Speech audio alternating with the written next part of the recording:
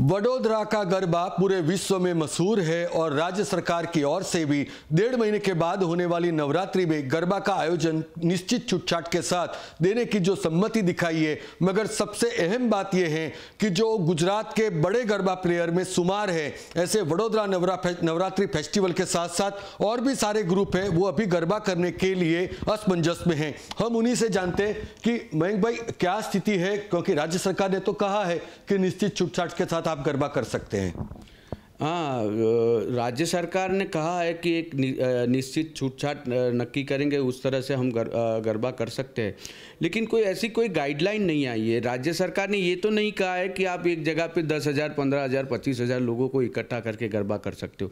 राज्य सरकार ने जो बोला है वो एक धार्मिक भावना को मद्देनज़र रखते हुए कहा है कि ये माता जी का पर्व है। गुजरात की नवरात्रि जो है वो विश्व भर में गुजरात का 9 दिन का ये महोत्सव है, वो बहुत ही आस्था और उल्लास से मनाया जाता है। तो ऐसे संजोग में सरकार ने एक छूटछाट करके गरबा करने की और ये महोत्सव को वो करने की, जो सरकार ने उत्सव को मनाने की जो छूटछाट देने की बात कही है, उसमें कहीं भी ऐसा नहीं कहा गया है कि ये इतने बड़े पैमाने पे गरबा का आयोजन हो। अब बात ये रहती है कि जिस तरह से आप सब देखते हैं कि हम लोग जो गरबा का आयोजन करते हैं तो पूरी सिक्योरिटी सीसीटीवी उसके साथ करते हैं।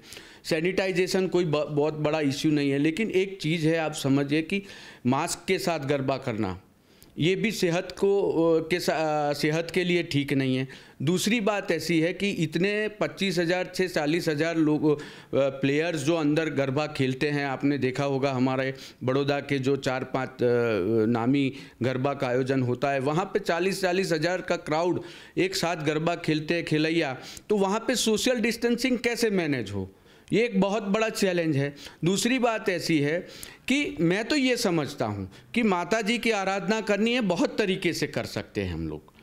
ये सिचुएशन ऐसी है, ये राष्ट्रहित में, प्रजा हित में, हमारे जो प्रधानमंत्री जी ने बोला था, जब हिंदुस्तान में 1000 केस थे तब लॉकडाउन डालने का सोचा था, अब हिंदुस्तान में हर रोज़ के 1 लाख केसेस बढ़ रहे हैं। ये सिचुएशन में ये गरबा करना एडवाइजेबल नहीं है, नहीं करना चाहिए। और राष्ट्रहित में हमारे जो सरकार है उसको सपोर्ट करना चाहिए और गरबा आयोजन से दूर रहना चाहिए, ये हमारा मानना है। गौरतलब है कि पूरे गुजरात के जो बड़े गरबा प्लेयर हैं, इसमें शुमार वडोदरा नवरात्रि फेस्टिवल के लिए आपातकालीन स्थिति को टैकल करना कोई बड़ी बात नहीं होती है। मगर जब यह बात कोरोना की महामारी को लेकर होती है, तब इनमें वडोदरा नवरात्रि फेस्टिवल के आयोजक भी काफ़ी सटीक और काफ़ी चौकन्ने दिख रहे हैं। जी सत्यन जी, मैं आपसे यह जानना चाहता हूँ कि आखिरकार ऐसा क्यों होता है कि जब ये महामारी के साथ टैकल करने की बात आई और राज्य सरकार की ओर से भी एक पॉजिटिव रिस्पॉन्स दिया गया, मगर बहुत सारे लोग ऐसे हैं जो गरबा प्लेयर हैं, वो गरबा खेलने को तैयार हैं, मगर आयोजक अब गरबा करने को मना ही कर रहे हैं, ऐसा क्यों? गरबा आयोजकों का उत्साह बहुत ही देखते बनता है। गुजरात ये गरबा की राजधानी है पूरे विश्व की, ना केवल भारत की। ऐसी परिस्थिति में उनकी लागणी बहुत जायज़ है, क्योंकि ये माँ की आराधना करने का उनका जो प्रकल्प है वो विश्व भर में जाना जाता है। बट ऐसी महामारी में, ऐसी परिस्थिति में अगर हम किसी भी तरीके का आयोजन करते हैं तो युवा धन की सेहत को हम लोग खतरे में डाल रहे हैं। तो ये पाप हम लोग हमारे सिर पर ज़रा भी नहीं लेंगे। और आपके माध्यम से हम एक स्टैंड क्लियर कर रहे हैं कि गरबा आयोजन जो वीएनएफ इतने बड़े पैमाने पर करता है, इस साल नहीं करने जा रहा है।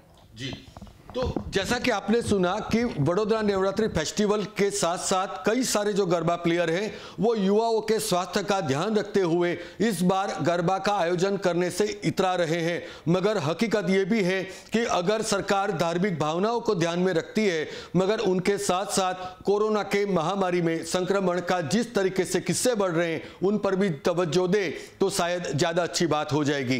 कैमरामैन जितेंद्र राजपूत के साथ वशिष्ठ शुक्ल, गुजरात तक।